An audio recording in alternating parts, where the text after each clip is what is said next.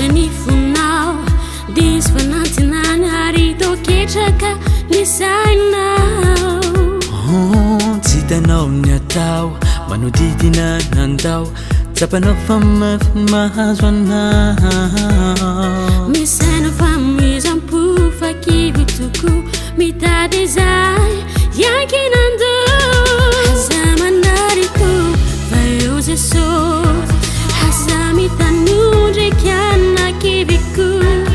aza mitomany atrikony loko fa miandranao ny tomposoa Jesu no mety tsarana tsy ho resy tsony anao fa iarina ary izy no hiady ho anao ontsono mpandresy anao mitomboky izao mitomboky izao ontsono mpandresy anao mitomboky izao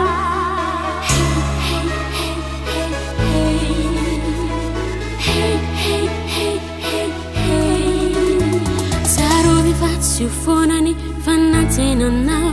fandalovana zao tontolo izao mahery izy anao ka mivavaha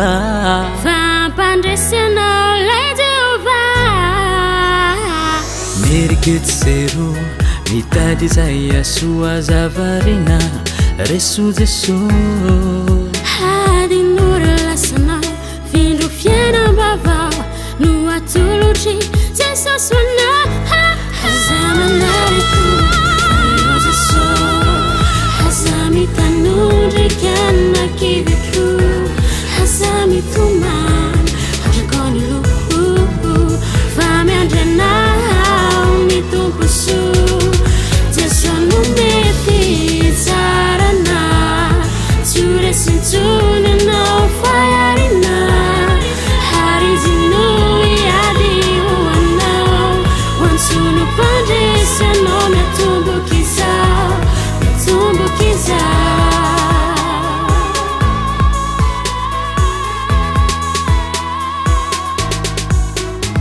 namafy tô tsy ho zaka zareo olana de matoky azy anao fa izy hampandresy anao fa izy hampandresy anao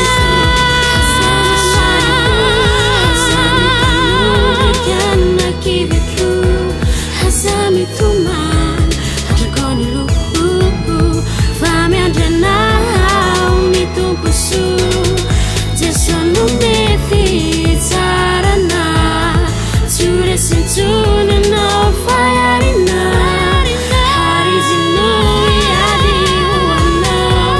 ontsono mpandresy anao mitomboky izao aza manariko fa eo Jesosy aza mitanondriky ana kiviko aza mitomany fa miandranao ny tomposoa fa miandranao